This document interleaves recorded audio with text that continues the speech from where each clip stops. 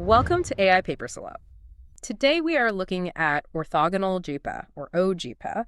It's a paper out of CUHK about factorized predictive states for latent world models. Right. So to give you the bottom line right away, standard joint-embedding predictive architectures, GPAs, they're great, but they force all your predictable target states through this one single monolithic embedding. Yeah, which is a huge bottleneck. Right, because high variance dominant signals just hog all the capacity, and it leaves these really weak gradients for any subtle structures. And so the CUHK researchers, they fix this using orthogonal predictive factorization. Yep. OJEPA takes that target state, analyzes it into multiple distinct components using learned basis matrices, and then predicts each branch separately. From a shared context. Exactly, and then synthesizes them back together. It's basically a universal architectural drop-in. And it massively boosts representation, forecasting, long horizon stability, and we're talking across vision, single-cell transcriptomics, clinical health records, continuous control, molecular dynamics. It's everywhere. It really is. So we are doing a deep dive into the paper today to unpack exactly how this works. Let's start with that foundational problem, the monolithic bottleneck. Well, to set the stage, we should probably clarify what they mean by a latent world model in this operational sense. Yeah, good point. Because we aren't talking about diffusion models generating, raw, pixel-perfect video. No. Nor are we talking about explicit physics simulators with hard-coded rules. Right. We are operating entirely in representation space here. The model takes an observed context, constructs a latent state, and then predicts another state of that exact same system. Right, and that target state might be temporally in the future, or it could be a spatially masked region of an image. Or just some unobserved variable. The architecture just needs to retain the information required to predict how the modeled system evolves. Which is why GPAs are the architecture of choice for this.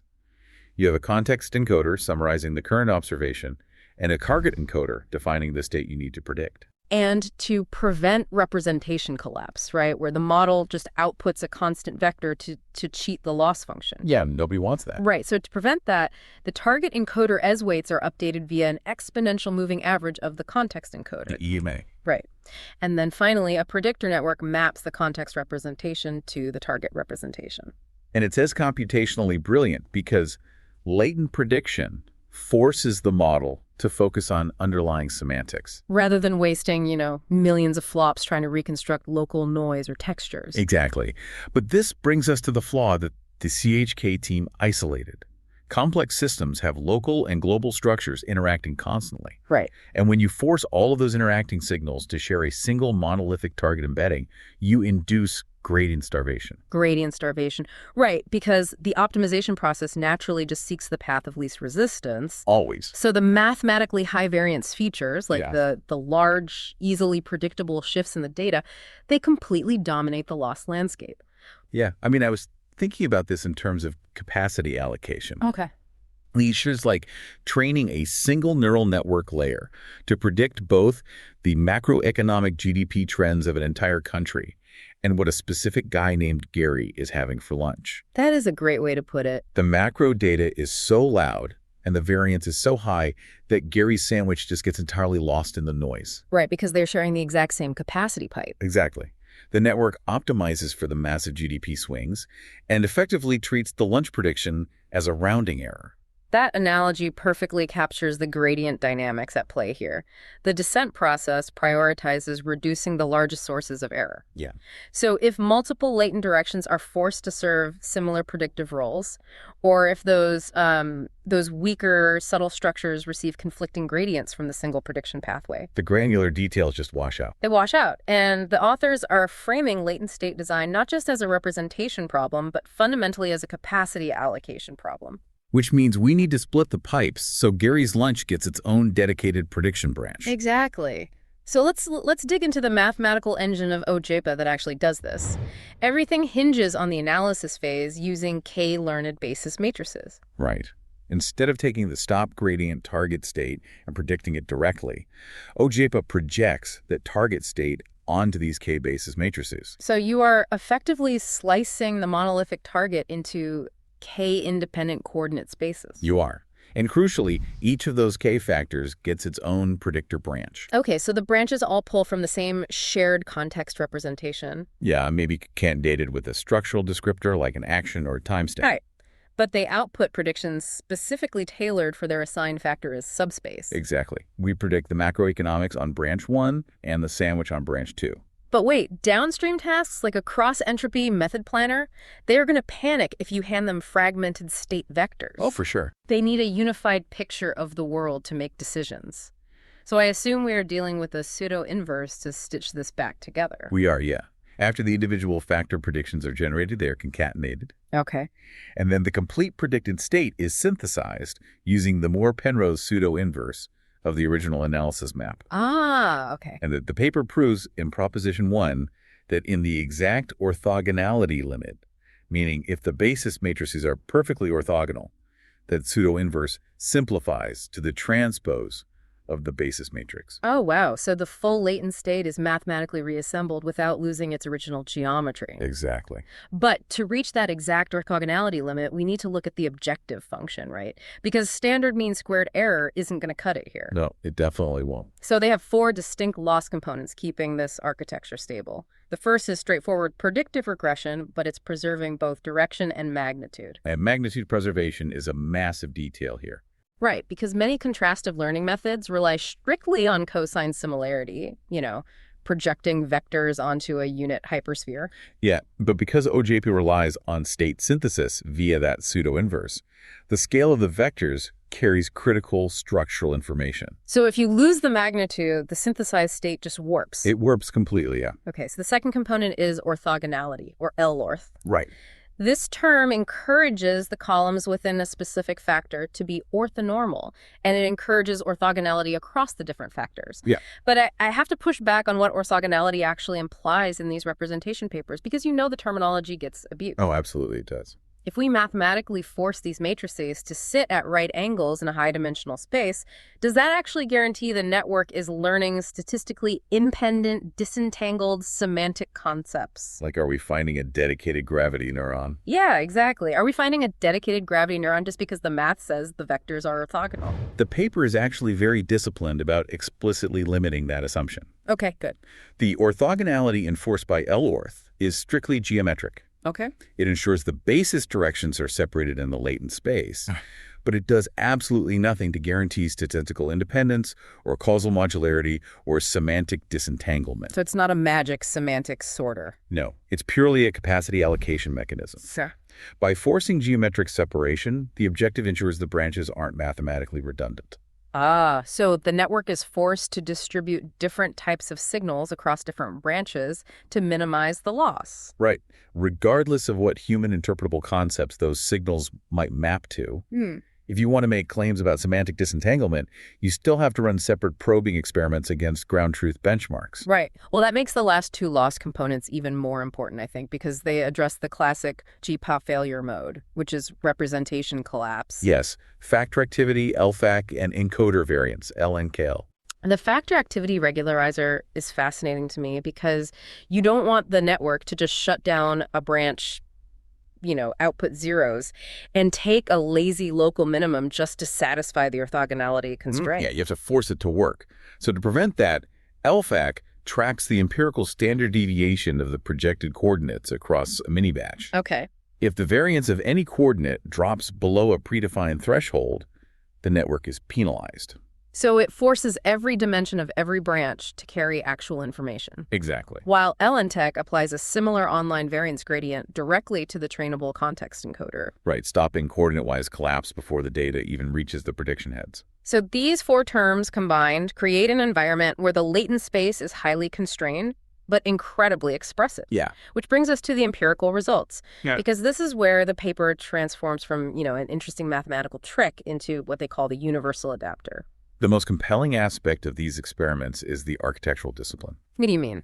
Well, the core mathematical engine, the orthogonal factorization, the parallel predictors, the pseudo-inverse synthesis, and those 4 regularizers, it does not change. They define a strict predictive state interface. Oh, I see. You simply swap out the domain-specific adapters and tokenizers depending on the data geometry. Exactly. Let's look at their first domain, which is vision. Right. They tested controlled visual binding using MuJoCo scenes with DIA-V3 and SIGILIP2 backbones. And they structured this as a block-masked patch prediction task, right? They did. The goal was to see if the frozen latent state could retain highly specific relational information. Like specifically where a controlled visual change occurred in the scene and which physical operation was applied? Right. And they evaluated this using injective Hungarian alignment, testing combinations of objects and operations that were completely withheld during training. And OJEPA consistently improved held-out cell accuracy and grid recovery over a standard JEPA for both backbones. Yeah, which shows that when you have a monolithic target, the model blurs the object identity and its spatial location together. But factorization allows the representation to separate the what from the where. Exactly. But, spatial grids like images are an intuitive starting point.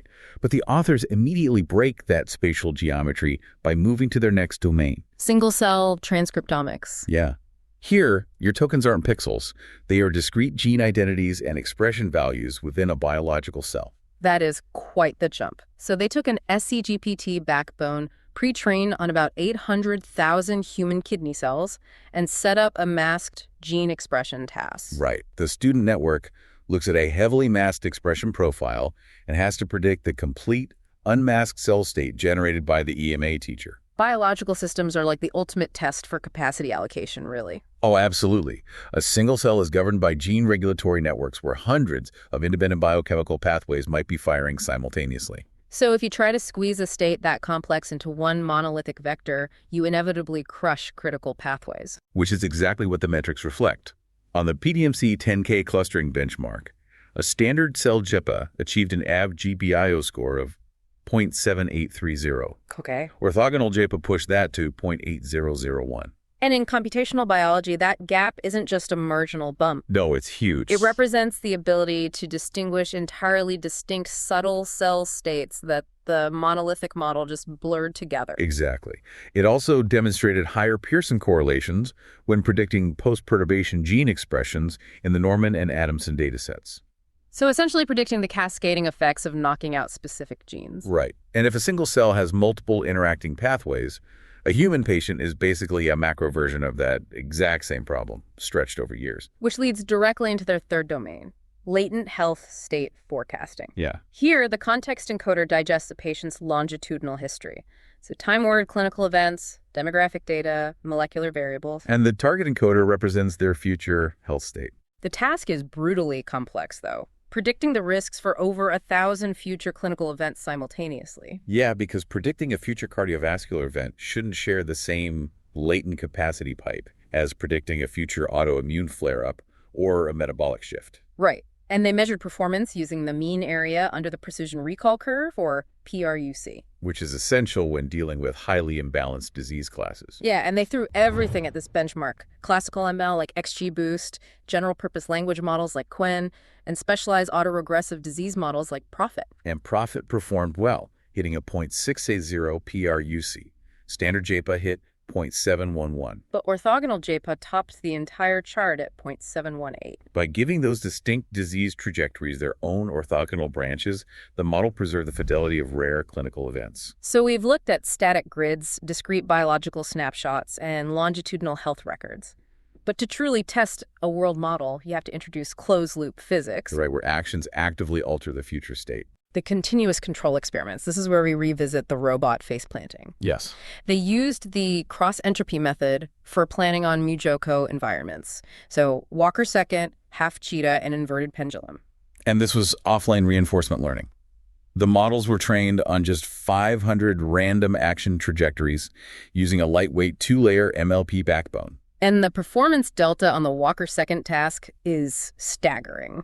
The standard JEPA managed a mean return of 4.9. Yeah. The orthogonal JEPA skyrocketed to 45.1. It's nearly a 10x improvement.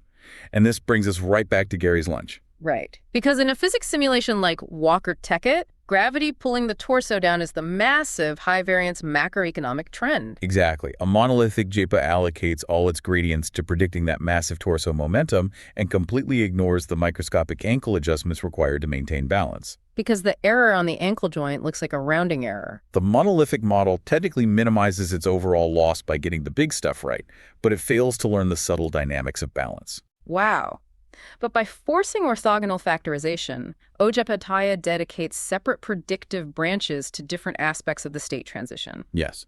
One branch models the torso's momentum, and another is forced to dedicate its capacity to those subtle balancing dynamics. And when the downstream CEM planner uses that synthesized state, it suddenly has the high-fidelity joint information it needs to keep the robot upright. It literally saves the robot from falling over just by routing the math differently. That is incredible. And to cap off the universal adapter experiments, they push this to the atomic level where symmetry dictates everything.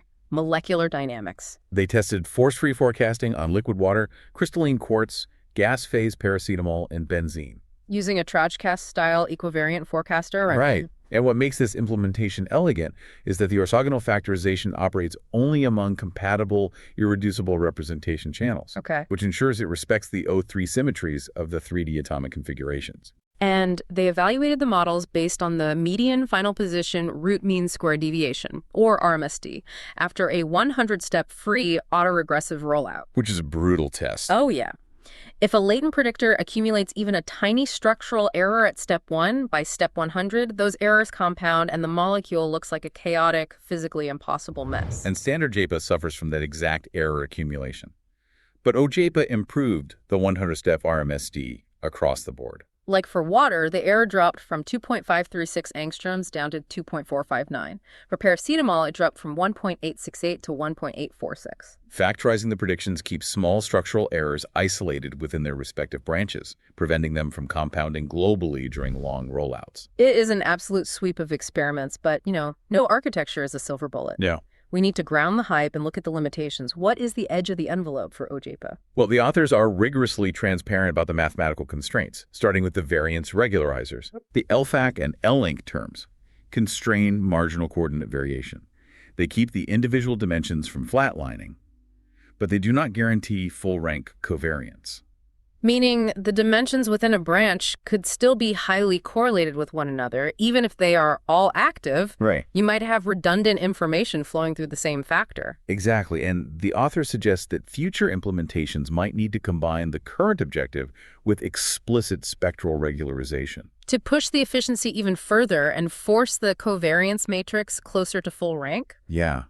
There is also a vulnerability regarding the learned basis matrices, matrix B. Right, because if you are doing a 100-step rollout, like in the molecular dynamics task, state synthesis relies entirely on the conditioning of B. Yes. If B becomes ill-conditioned during training, that pseudo-inverse operation is going to catastrophically magnify numerical errors at every step. Do they mention using something like spectral normalization to keep the singular values of B in check? They highlight monitoring the singular values as a critical engineering requirement. When deploying this in long-horizon planning, ensuring B remains well-conditioned is paramount. Otherwise, the synthesis step becomes a source of instability rather than a solution. Right. But beyond the numerical constraints, they highlight a major conceptual limitation. The current predictor architecture is purely deterministic. Which is a massive hurdle for researchers building foundation models for real-world robotics, because the real world is inherently stochastic. Exactly. Imagine a bipedal robot walking on loose gravel. Its foot might flip slightly to the left, or it might slip slightly to the right. Right. Both are entirely valid, physically sound future states based on the current context. A deterministic predictor simply cannot explicitly represent stochastic, multimodal futures. So if it's forced to predict a single outcome when faced with two equally likely futures, slipping left or slipping right, it's just going to output the mathematical average of the two. Which means the model predicts the robot's foot phasing straight down through solid ground. It blurs the valid futures into a physically impossible average. So extending OJEPA with stochastic latents or diffusion-based predictors to model multimodal futures is a mandatory next step for real-world deployment. They also flag that future evaluations need to include pixel-based closed-loop control and continuous physical fields to truly stress test the capacity limits. Which leaves the AI community with plenty of open surface area to build on. Stepping back, though, the sheer breadth of this paper is what makes it so compelling. It really is. I mean, we just watched the exact same predictive mathematical engine effectively model a walking robot, track a human patient's future autoimmune diseases, and forecast the atomic structure of liquid water. Because it strips away the raw observation geometry. Once you get past whether the data is pixels or proteins, the underlying challenge of predicting how a complex system changes is fundamentally universal. Which leaves us with this final thought. If a single mathematical routing mechanism, just slicing target states into orthogonal components, can unlock state prediction across physics, biology, and human health, it begs the question. Yeah. Are the underlying rules of how these complex systems evolve actually converging at a latent mathematical level? Or is orthogonal JEPA simply the ultimate universal information sorting hat for neural networks? That is something for you to ponder as you tune your next model. Thanks for joining us for this deep dive into the paper, and we'll catch you on the next AI Paper Slump.